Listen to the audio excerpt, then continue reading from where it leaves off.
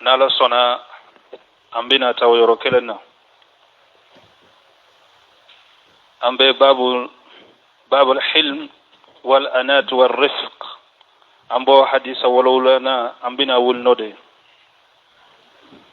alhamdulillahi rabbil alamin ثم الصلاة والسلام على رسول الله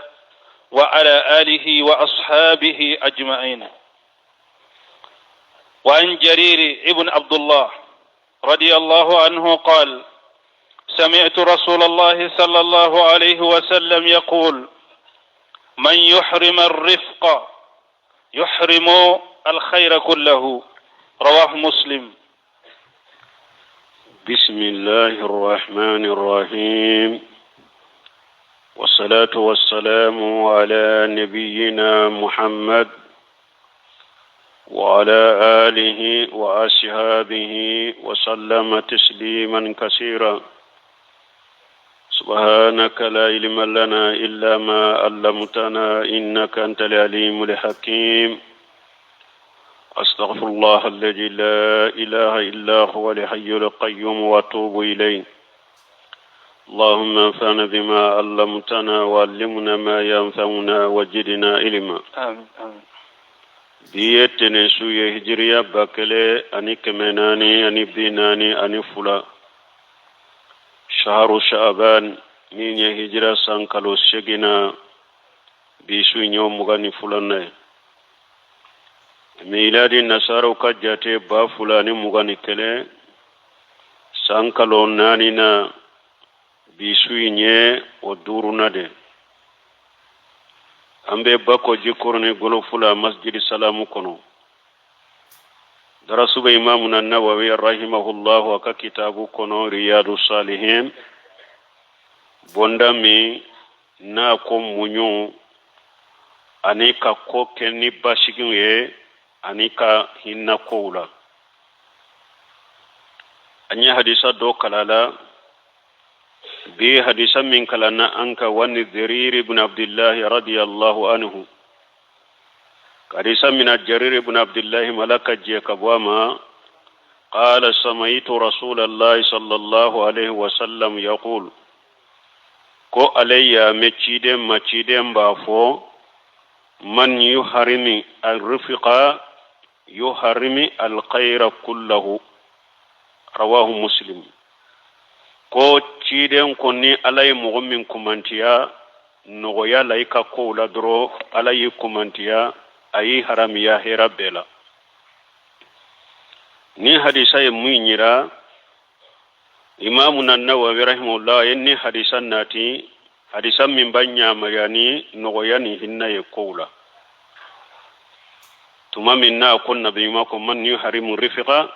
yahrim al-khayra kullahu. لأن الإنسان إذا حرم الرفق في الأمور فيما يتصرف فيه لنفسه لن يمني على هدم دي نا يكمنتيا نغيا ibe ko munun ki yereye ni alayi haramu ya nogoya la ika ko kelela ube ibe ko munun ke kafara mugawaro kan ni alayi haramu ya nogoya ma fa innahu yahrimul khayra kullahu ay fima tasarrafa fihi ibe koko ke ala bi haramu ya nema ni hinna la wala hada maden fule koko ni eya ake ni geleya de ni ya ke ni geleya de fa innahu yahrimul khayra fima fala iye ko minke ala bi kumantiya herama hinna nogoya ni ala ye mugo kumantiya wala yi kumantira hera bema ibe ko min ki yire da yawa ni ba ke ake ni nogoya de ko min bini hada madun to ce ka ke ni nogoya yi men ni ebi ka ko ke ni geleya de ani dimini ninjuguya ibe kumantiya hera bema bunu semi ko akonni nye koye mujarrabu akonni kulla jarabilende do ka isai kallaje ewa kunnin ko be kene kade fana ako hadamade ni erbe ko ni ken ninjugu ya ni geleya de alabi haramu ya hera de ma ete hera so min ni bahara nyogonya ke ni hinnaye ani munyu ani sabati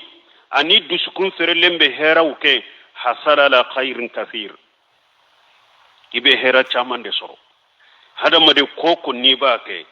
e ba ke ni hinnaye iba ke ni munyu iba ke bashigi kono iba ke dusukun fere kono ebe hera de soro ka kola akun ninka wala haja fayambaghi lil insan akun ninka kaka hada madenye alladhi yuridu li khaira an yakuna daiman arrafiqa hatta yanalu khaira akaka daima barai kake hinna bagaye ikake noya bagaye puru ika hera soro ika kola balmo gele yaw otena ni hera ye koy koko ni ba kake ni bashigi akeni hakili shigiye ani bashigi ani mafantiya ani dusukun fere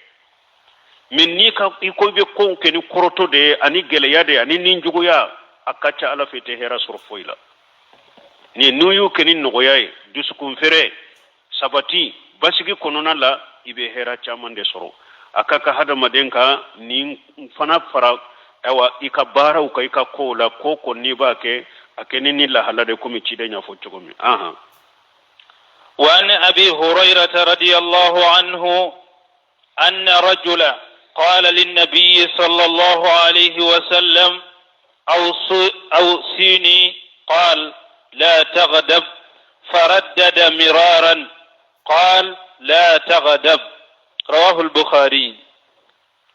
وعن أبي هريرة رضي الله عنه كارث من أبي هريرة ملك جيكا وما أن رجل قال للنبي صلى الله عليه وسلم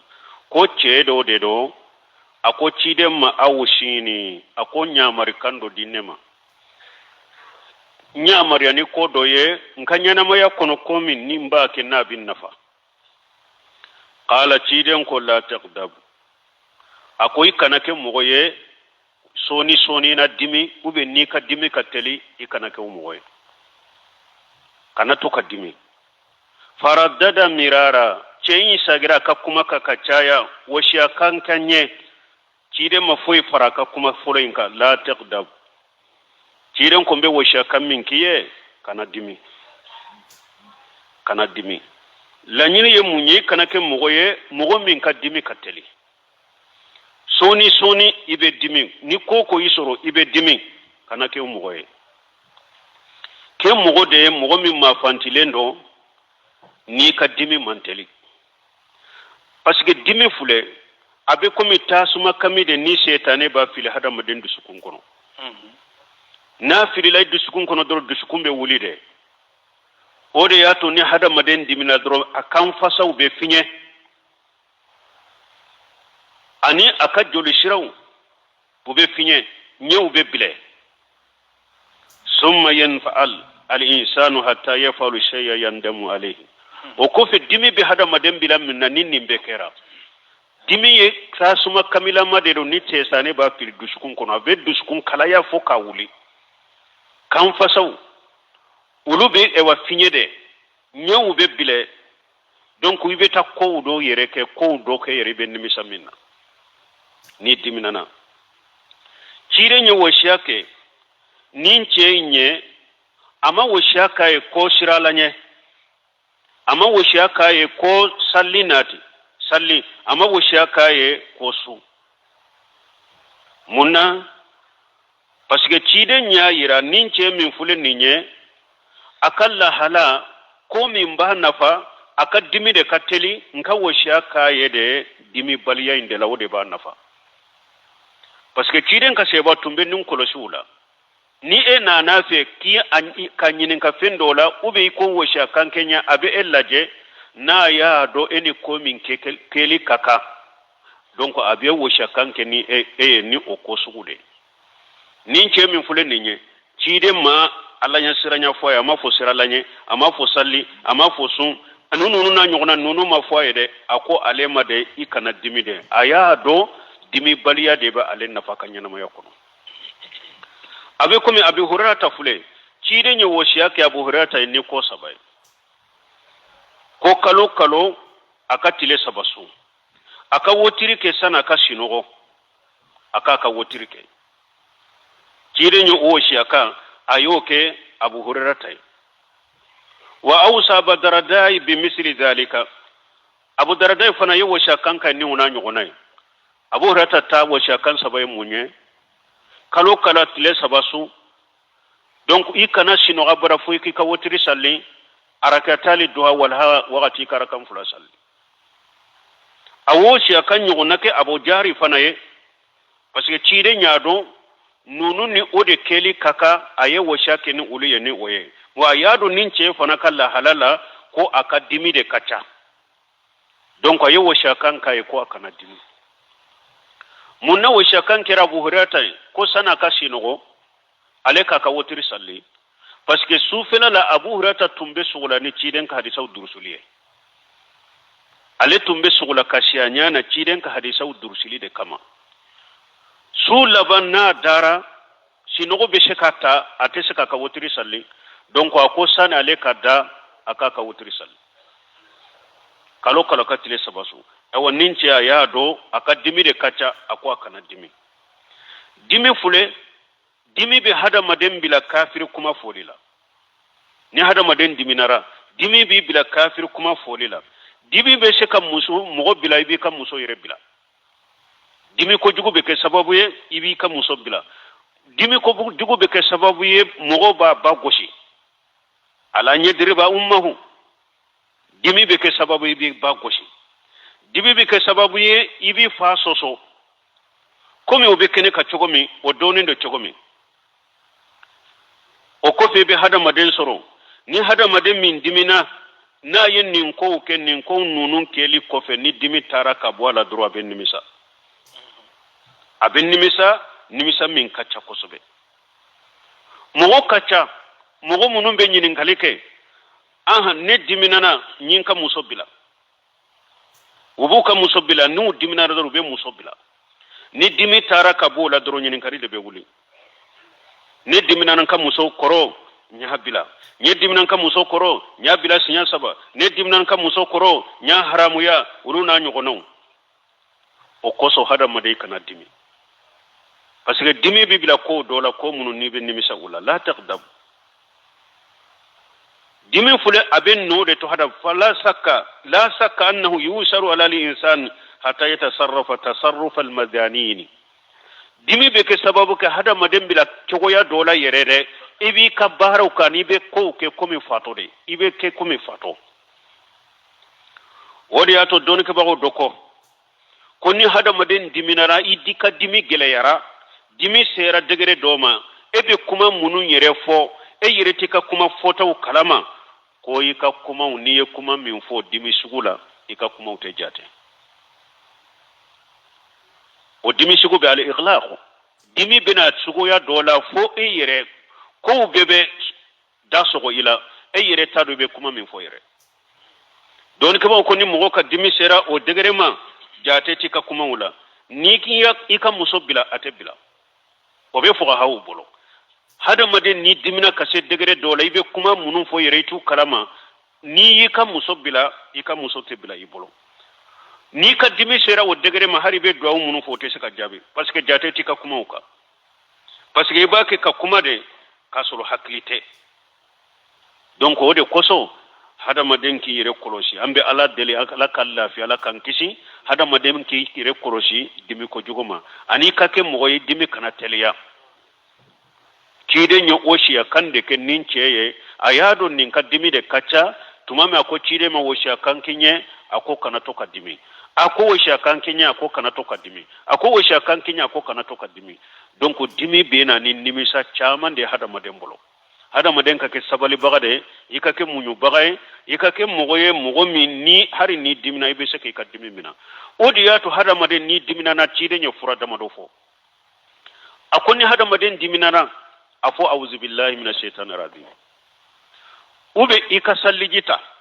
ube ni ewa ishigil i jolende do ni diminana dro ishigi ni sigilende do ikadda ako wala ikabo ikayoro yerela i diminana yoro me ekabokata ubi kidade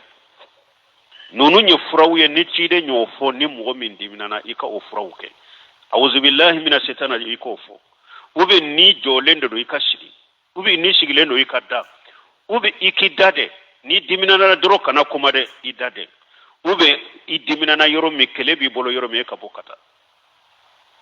ni dusu sumana ibe sagi kana cide nyen nunun ke ni mo min dimina ku ke furai sino ibe ta kuma ufo kuma munu ni be ni misagula ube ibe ta kewale min ni dimi bore la ibe ni misala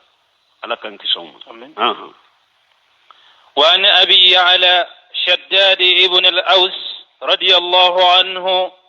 أن رسول الله صلى الله عليه وسلم قال إن الله كتب الإحسان على كل شيء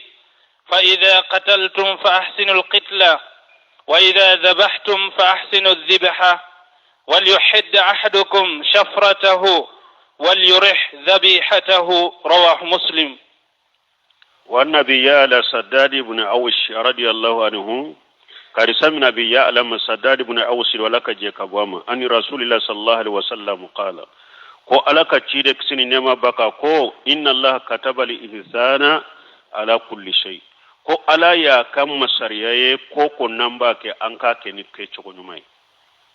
kataba ko re farada walla do ba fo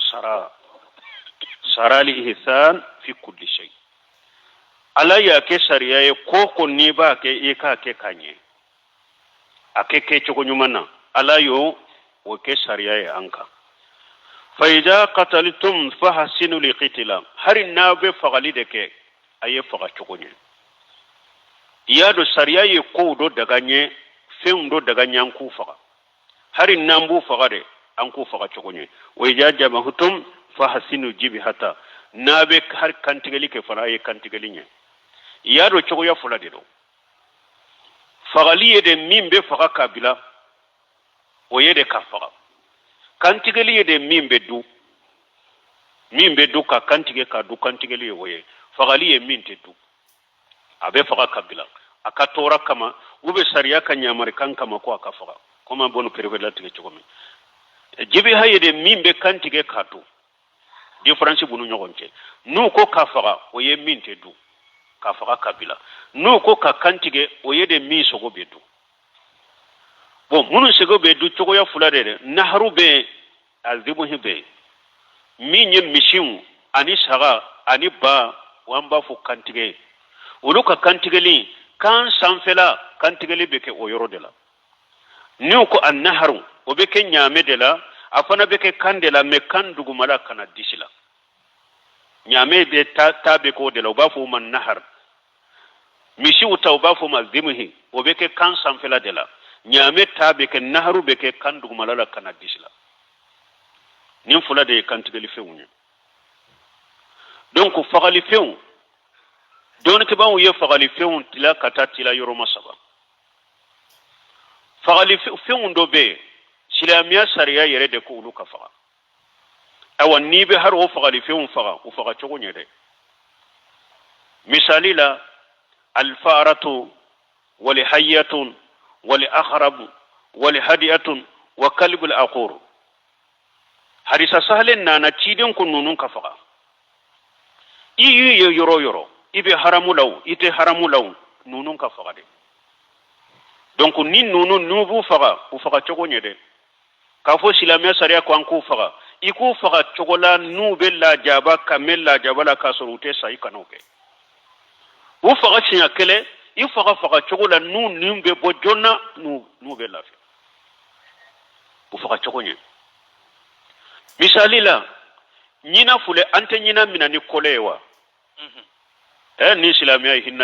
hinna dina isa ma foito no seminu kasarahu kono ako kole min fule ni nambe nyina minana ya dagaranka nyina minana mi hakika koloshide ni kole imbila yoromi akoloshi katoka koloshi ni nyina norala la yoromi droika mina ka bwala ka faga me ebe kole imbila yoro dola tile fulaite doye tile sabaite doye abeshika nyina minaye tile fula nyina ba bolo ate ji soro ate dumuni soro minogo na mina kungo na mina ka faga ako nima faratu ibe do ciden karisa kono na ko muso do janga katara jakumani koso parce que akwa ye jakumani mina kasiri ate dumuni dama atem ewa jidama mi nogo ani kungo jakumani faga ala ye muso indo jahannaba kono sababula bo nyinan kamina chogo mi fana fulena ko kan ni fana korosala afaga chogo nyi ni ewa sado ni ba faga chogo nyi awa ni bunte ni do ni ba faga chogo nyi ka faga jonna kasa jonna al wajru bo chogo la minye sunan tere kiden ko fana ka faga odi ato ko berekele na sara baraji keme biye afaga jonna faga chogo la besa jonna na nimbe bo na te la jaba ni islamiya sare ko munun ka faga sugo ya dobe fengun dobe islamiya sare ko lu kana faga minye al hudhuda wa surd wa namla wa difda kiden ko nunun fana kana faga hudhuda namla hudhuda ba fo mina ko silmana ka kono surda fane kono sugu de anin tori anin namla dinginya kiden ko nunun fana kana faga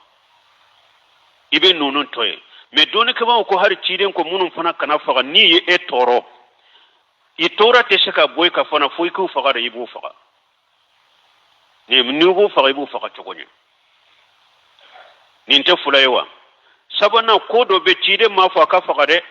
me ayere de kala da ale ko ni dan chogo ye tunyeli de dan fe undo be ale ko ni dan chogo ya yire dro bi toro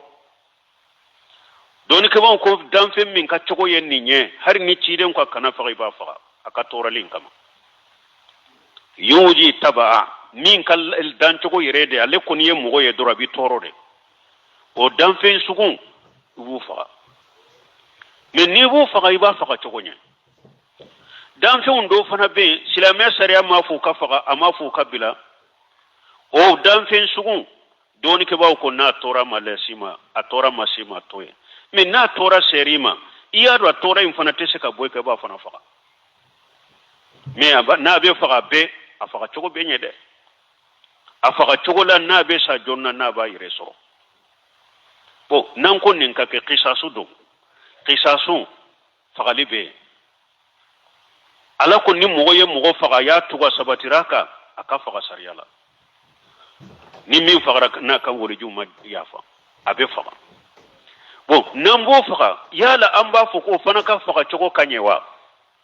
ay nambo faga o be faga chogo de la na le fana ye min faga ya faga chogo mi kire sallallahu alaihi wasallam musodo yahudiya do della ka musodo faga aka sanu munun tumba atilo la sanu kama ka kunkolo do kabakuruka ka kabakuru wereta ka kunci me mogo nana muso mi makasoro nimma bo nu ye mogo yirala ninde yi faga wa ate kuma ninde yi faga wa te ko fu nana yahudiya ke mo ko ninde yi faga ya kula ma ko yahudiya ke minana ka sege a jora la ko ale da ya faga awa cidon ko ka fana kunci kuma ye muso kunci chomi ika kunkulo da kabakuru ka kabakuru wereta ka kunci qisasu koni faga chogo nyuma ye da ye mugo faga chogo mambi faga chogo de la ambi faga o chogo de la o ye qisasu tay o nu ko sisa munna ni mugo min furula aye jene yake jene ya fana sabatraka farakirlu kake me farakiruli silamiya sariya ko kabakuru berebere bakanata min ba faga jonna anka belewudi anka ewa kabakuru de filala min te sefambo abe tamaro fana sanfe ni moye ba fa mu arrajim ambe kabakuru mununke ka jene ya kila min furula ka boni fo katasa kabakuru berebere batede ante berebere bata na be sa jonna et puis don ke ban ko nambe kabakuru filama yoro munun ba faga jonna mbudu yere ko lu kolosi de kabakuru kano soro pour ale kallin la jaba kamenyo gona sana kasa yala silamiya sariya ye faga chogo min fo ani ambe jene ya kila min furlamba faga chogo mi be nyogo nguliwa don ke ba ko te nyogo nguli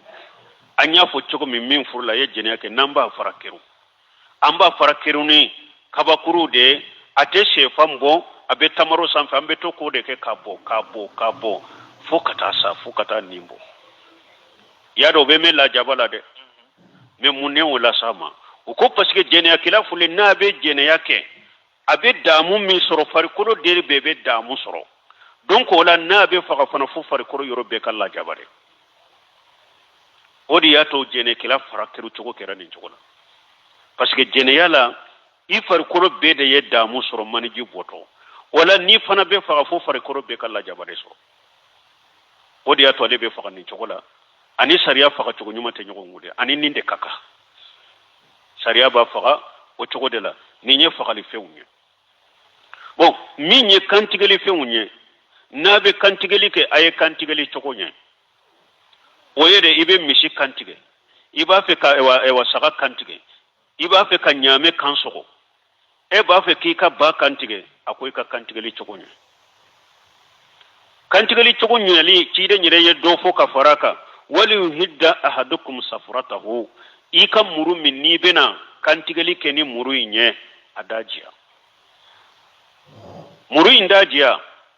wali yarihu jabihatahum iki ka kantigeli fe fana lafiya muru dajia ika kantigeli fana fana lafiya anko kantigeli obeke kan sanfela de la obeke biqati obeke min qatil wadi zayni fasafula be fasafula min ni joli be bo ulu de kono ka cari fari koro tola uba fo fasafula de ali wadi zayni kantigeli la ibu fula de tige ulu do fula tigeli e wajibi de kantigeli la fasafula de do fasafula min ni joli be boli ulu kono ka cari kata fari koro tola nu o fasafula intigra doro joli be joli ya be suru de kabo oda to ciden ko ma ani hara damma o dhukira ismullahi alayhi fakuluhu ako kantigeli femmi naye femmi ni aya kantige naye ni joli be churu joli be bo ayi bismillah fo ala aya du joli fanate bo fo wadi zaini ulu fula de katige fasharatu fihi lil muzakki wal manhur an yaqtali waji al wadazaini sarati kantigeli fe ube kansogoli fe puru ko ni yoro munun kantige mi yoro munun tigeli e sarati ala oyede al wadazaini anye fasafula min fo ni joli be boli kono ne minye al huluqumu ye jumaye alladhi huwa madri nafsi huluqumu yede ni na kilibe boli baramin kono uba fuma al huluqum wal mar'i alladhi huwa madri ta'am mar'i oyede ni ewa bagaye ewa dumuni du dumunu betemene shiraminye uba fo donc don kaba ko nin nunu fula tigere ka fara al wadizainika akanye mi hari ninu fula matige wadijaini fula de tigeliye saratiye pour kantigeli fen kaddu donc ni be way ka kantigeli fen kantige akoloshi ika muru dajia ika muru minani fangaye kulu tige kika boloni muru fanga jigi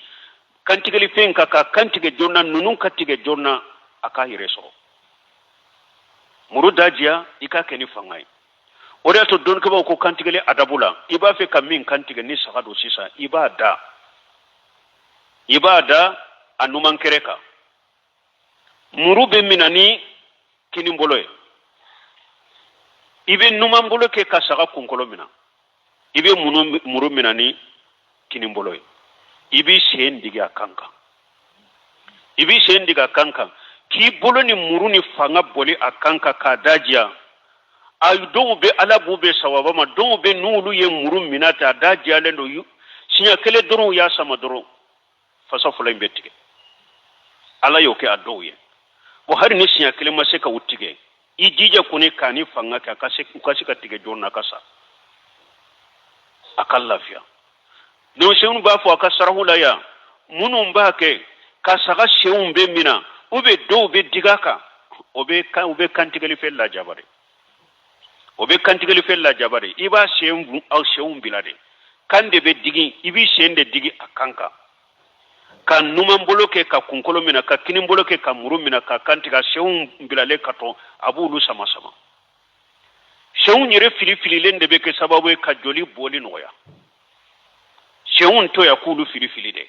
me awun be shewun sirili minke ube do be shewun mina ube do be senyere meleke kanna ube do fana be digi saga ka waya kala jabali de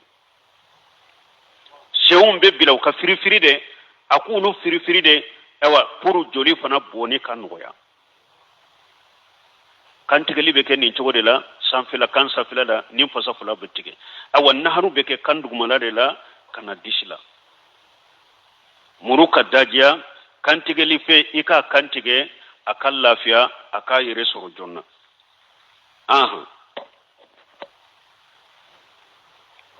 وعن عائشة رضي الله عنها قالت ما خير رسول الله صلى الله عليه وسلم بين الأمرين قط إلا أخذ أيسرهما ما لم يكن إثما فإن كان إثما كان أبعد الناس منه وما انتقم رسول الله صلى الله عليه وسلم في نفسه في شيء قط إلا أن تنتهك حرمة الله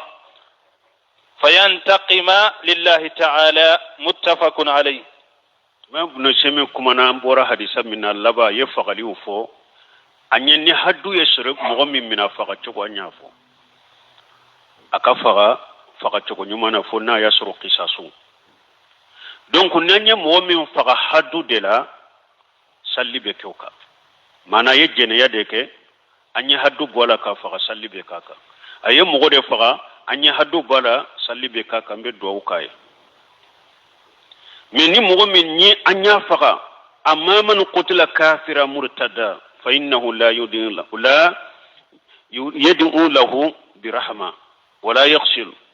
me mogo min nyanya ale faga ni kafiriya de mana mogo de do tumbe islamiya de kuna bora ka islamiya de la anya faga o de kama sallite ko kade do ute ko ye a ube mogo min banna salli de ma an ko aka salli ko lete salli an desera la ni o fagara sallite ko kade ante do ko ye anta ko fananta kasanka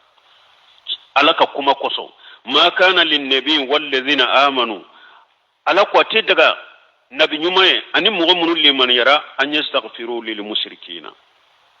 amanka uyate daga uye ukayya fadilike mushrikiye walau kanu ulul qurba har no mushriki kera ubali mashrude min bari matabayyana lahum annahum ashabul jahim abangelen ko fe uye konnunu ye jahim dunkawde donc ni mogo mi nyanyo fagade kafira murtada do awute ko ye sallite ko kanta kasankante sallaka min nanye mogo min fagade hadda salli be ko kambe do kai abe ko ka kasanke ye babu in kalawa hadisa kelembe me atanga riyadu konoko ko wana Aisha taga hadisa do adama de alete ambolo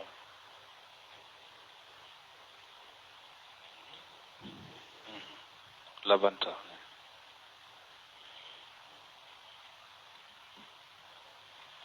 وأن عائشة رضي الله عنها كارسمنا أنبا عائشة ملكة جيكا بوامو إسكا تاردو بامو أتوكنو أنفسي كناتي كارسمنا أنبا عائشة ملكة جيكا بوامو قال ما خير رسول الله صلى الله عليه وسلم بين أمرين قط كو ما تشيدن بلا كسوانتي على كوفلا نينيوغونتي أبدا إلا أخذ أيسرهما فكوفلا من كانوا أبودتا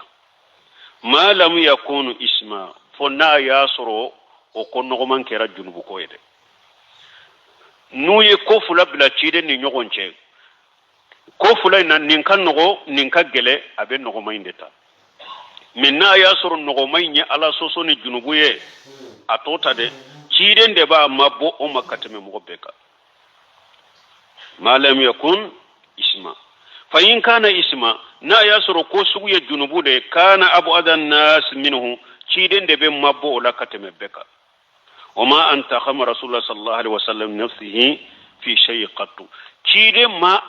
أو أدمي بو كتاجر سرا يريك أبدا إما كوشيك تشيدن نا يا تورو نا يكو تاجر سرا يريك أبدا تشيدن موكي كوكو بينا يريك koko be ayire de ka hadam madanya ka mugoma fuyi ke cire na abarana ya ka ta durusa ka demi bo ayire la sallallahu alaihi wasallam illa antuhu takan hurmatullahi fonni alaka hurma ni o dan sako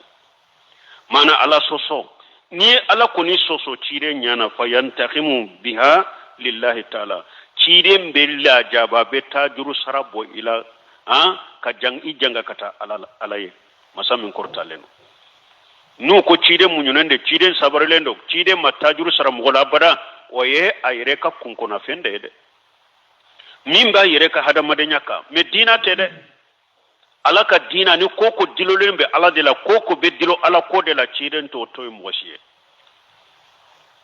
ni alaka hakedo de tinya uye ala soso de kay ye junubu do kay ode yato ni ye fengo fenke ciden yere la ama atajuru sara mogola ayre ye abada men ni ko ni ala soso ciden nyana dro yoro nin kala nyabe bile abe dimi wala fo nyaw be yelema shebo yo do ala ye ala tanama ko ke ciden nyana dro be dimi fe nyaw be yelema ati sabati galon kade ciden te mo sabata ala soso ka ati sabati junubuka me ayre ta abe yafa wala me minye ala soso nye ato to mo shila ini min ka ko be kila de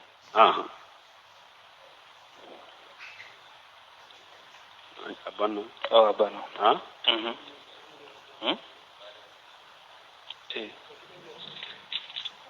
hadisa kalembe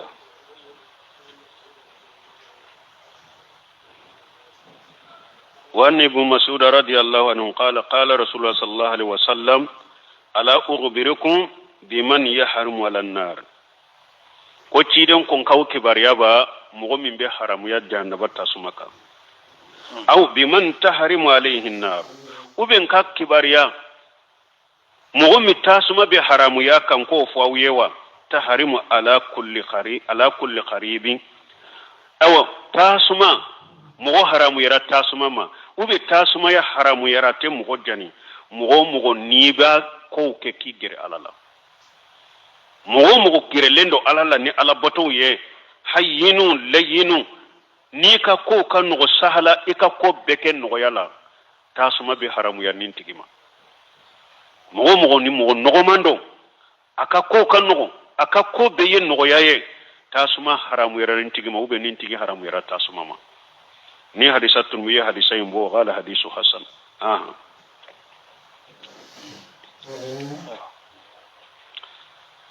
باب العفو والإعراض عن الجاهلين. قال الله تعالى خذ العفو وأمر بالعرف وأعرض عن الجاهلين. وقال تعالى فاصفح الصفح الجميل. وقال تعالى وليعفوا وليصفحوا ألا تحبون أن يغفر الله لكم والله غفور رحيم. وقال تعالى والكاظمين الغيظ والعافين عن الناس والله يحب المحسنين. وقال تعالى ولمن صبر وغفر إن ذلك لمن أزم الأمور. يبقى حديث ينفو. والآيات في الباب كثيرة معلومات. وأن عائشة رضي الله عنها أنها قالت للنبي صلى الله عليه وسلم هل أتى عليك يوم كان أشد من يوم أحد؟ قال لقد لقيت من قومك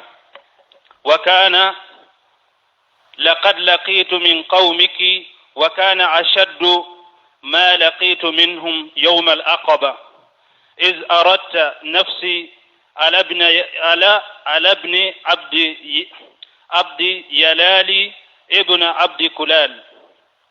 فلم يجبني إلى ما أردت فانطلقت وأنا محموم على وجهي فلم استفق إلا وأنا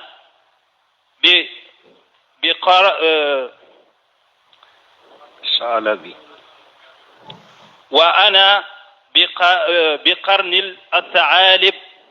فرفعت رأسي فإذا أنا بسحابة لقد أظلتني فنظرت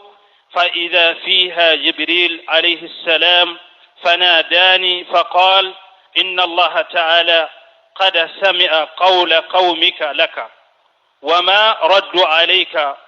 وقد بعث إليك ملك الجبال لتأمره بما شئت فيهم فناداني الملك الجبال فسلم علي ثم قال: يا محمد، إن الله قد سمع قول قومك لك، وأنا ملك الجبال، وقد بعثني ربي إليك لتأمرني بأمرك، فما شئت إن شئت أطبقت عليهم الأخشبين. فقال النبي صلى الله عليه وسلم: بل أرجو أن يخرج الله من أصلابهم من يعبد الله وحده لا يشرك به شيئا. متفق عليه. الأخشبان الجبلان المحيطان بمكة، والأخشب هو الجبل الغليظ. باب العفو والإرادة للزاهلين كوني نبوندا يكايا فمغوما كجاهلو يكوتوي آية منوم كلا نبوندا إنا أنيني آية نونم كلا كوفي أنيو كروفو كوفي أنت سجى آية نونم كروكا حديثا من نانا إمامنا النووي رحمه الله نبوندا لا ayamba aishatu ka hadisan nati hadisan mi an ba aishatu ya ci da yinin kade ko yala ikanyana maya kono don do de lakate me kawa don min ka gele badri do nyawa parce que badri do o gele yara ci den ka kosobe ko yala don do de lakate me ika kateme udi don kawa uhudi don do del yakate mi kay kanyana may ka don min ka gele uhudi do nyewa ay ci din nyin ka ola o sanan ka hadisa yin saraw uhudi don juma do mi nye e wa badri don kera hijriya san fulana badri kera odera hijriya san fulana mi nye makan kan nyema bawnu kam go bawu Quraish kam mo baw abe saray mu'minu ya ufaqay Quraish kan nyema nu kam ma baw uyu be faqay minye sallincini kalo sammin betu wala hijriya san sabana Quraish fana farala nyogonka usagira ka fara nyogonka kana Madina kana ku bina biciden ka ku tajuru sara ku kadimi bo ko dimi mi nyulu soro badiri asa nyelema sallincini kalola maka kafiru farla nyogon kana jigi uhudi kulo abe Madina unana jigi ko kana biciden ni aka shego ka kulu fana nanu kadimi bobu ka tajuru sara ujigileye ciden ye shego ka haklina nyini akon nunun nana bo shisa anka bokatu shegere o yorola no ka kelede kewa ube anka to maduna nuna na do anka wakati meka bianka anu kele nim fulalanka jumanke demisenu o ya soro sheba ka demisenu ye che faru de kata dina defalima ni dina kele wura defali wurila che faru de do fonnan ke munumbe ani mogo munum ma badiri kelen soro nube e wa jahadu baraji soro ulu ye koreya ke cirenye ko anka bokatu segere anka na to maduna nuban soro yade fonnan ke ka haklina kera oye ani mogo munum ma badiri kelen soro ko anka bokatu segere ciden bora ba kelen nyogona ani sebo kele ce munun tumbe ciden bora ni ba kelen nyogona bora ko kata o kele mais obba kele munafaqi kuntigi Abdullah ibn Ubay ibn Salul ani obba kele nyere tila sabana sagira aleni mo keme saba sagira ale mo ewa keme saba ayun hakilna yelema ku trompe ko hakna yelema anu ulu sagira kana banino banna kata kele yerola ciden ni mo keme fula keme wolon fula ani ulu na nyogona tara mo keme wolon fula keme saba sagira usele kele yorola ayu ewa ulabe ku jo kele jo yoro ula ku labbe kele mbeke chokomi minye mogo bi duru nyogona cire nye ulu tomo wodo tumbe boda de tumbe ni kafiru beshe ka do boni makay kana doni o yoroye kulu fitini do de do bo mogo de ya da kasisa ko jabal gurumati sino cide mo to dala o kulu fitini cide nyo shebo mogo bi duru munum beta mbese tamakala filila tamafilili la kosobe nu tege kadi cide nyo mogo bi duru tomo aye wulu jo o yorola donc ako sisa aw fuleya akana bo joyoro la de ande be kafiru kawo akana joyoro bila kafiru de ban kawo akana joyoro bila ninka ci mana awma kele damina le ala ye kele kunforo tile kunforo ala ye kele dia mu'minuna uye kafiru faga le digara kafiru la ubolila mu'minu kuma sira ubake kan nafolo fara nyugonga ubake ka kadima fara nyugonga aw munumbe bi mogobi duru mimbe kulu sanfe uko anka jiki anka ta faruka kan nafolo fara nyugonga men nim fana yulo fana ka ijtihadu de o kan nyema kuma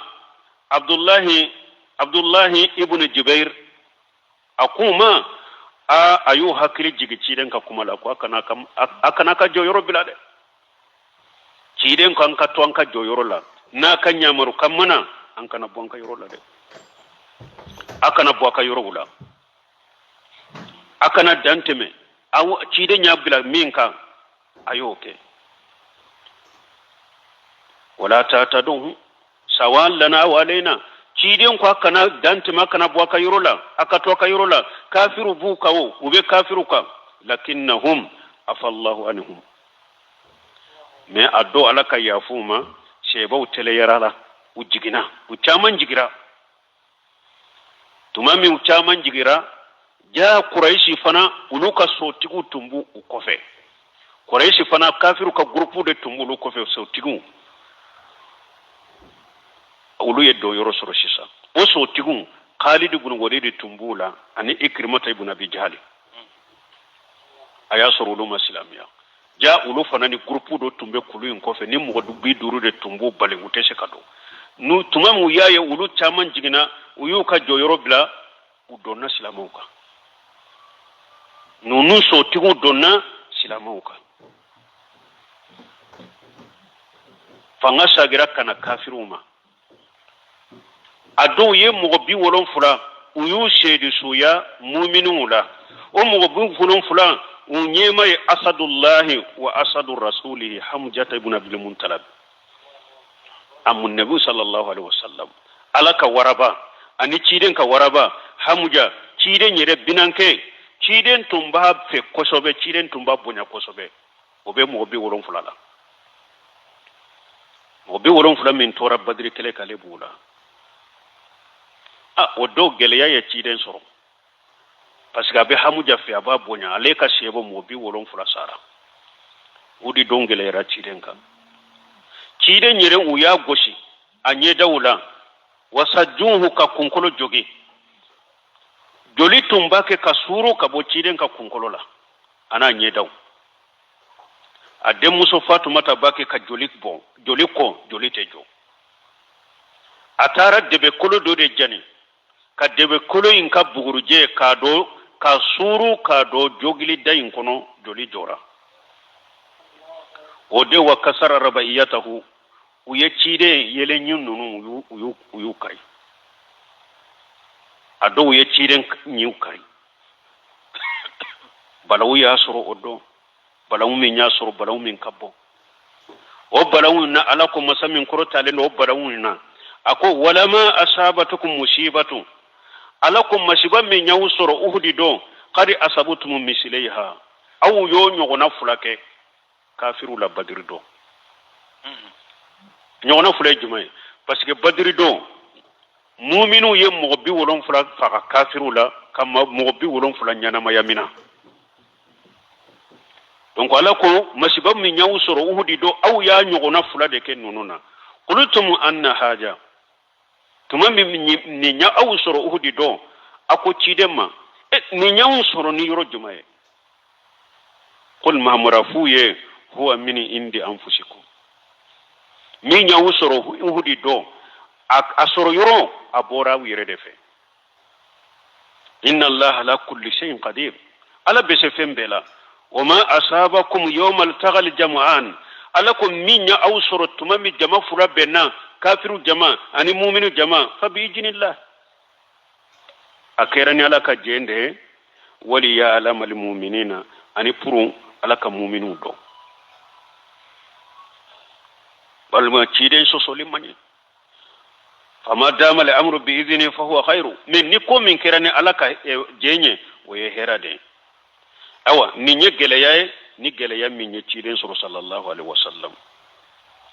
waye sedi sunnununta seba munun tora kene kayo wewa uhudi do beyi ka suta uyu ka suta unanani ya unananu ye madina ku benu sudo madina awa ciden kuma koni mugo ni ka sunana ayata abebila nola min sara yuromi ayata do oyorola ani fini min sara bekata ni ka suye asara yuromi kata ado akada yurola munna puru yomal qiyamah do ni shedi sunnunu ni qiyamah kene bejo ube bo kene de la kana qiyamah kene ka uso dale me yuromi ube bo o yoro de la kana qiyamah kene ka ciden ko katanuye donc tuma me aisha ta yi ciden yin ka ko yala dondo do de la kateme ika min ka gele kateme uhudi donyewa ciden ko oho ambena ofo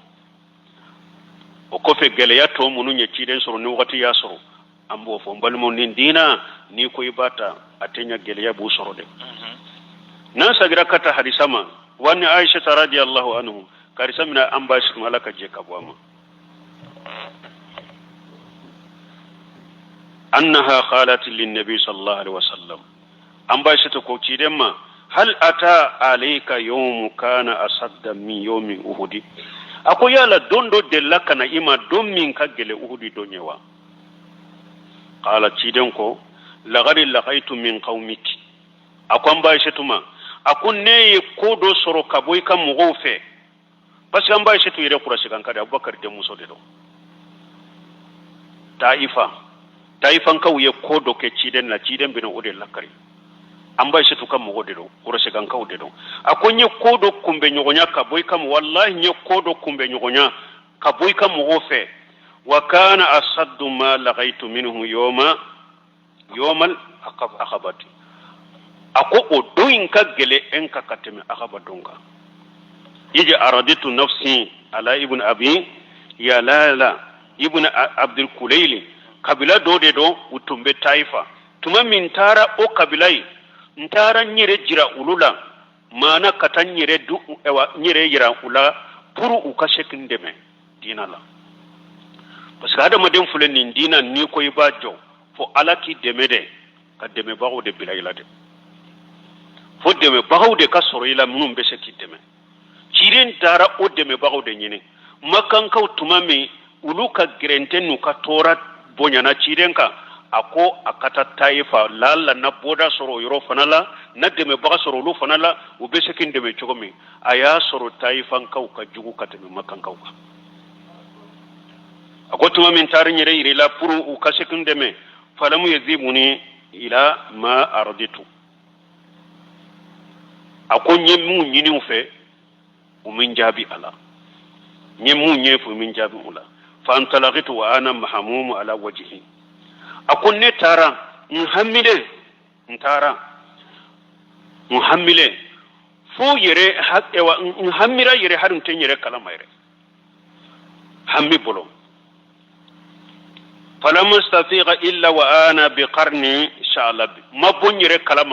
فننا انا بلا قرني شالب يرودو ده مكاني تايفا شي فننا انا ويرولا tanku ye komin kenna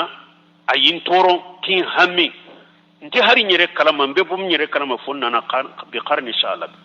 ado ye munke taifan kanwo kide nyana mbe de mesro ulufe mbe boda soro ulufe ja ya soro ulu ye pendom balini nalumo ye katebe makan kauka ulunu kannal mawnu ke fande balu de farla nyugon ka ke safawye jamakulu do be yamfe kunye si cide ma ciden tato kabakuru beke kabo ni kabakuru ye fo ka to ka seun tige fo sen samara munun be ciden se na fo ka samara fara jolela wati bana pe ya ko wati bana inshallah darasura ambe continue ni fana ye derisu jole nye pe fo kata sungalo teme hadisa fana wati bana akono subhanakallahumma rabbana bihamdika ashhadu an la ilaha illa anta astaghfiruka wa atubu ilayk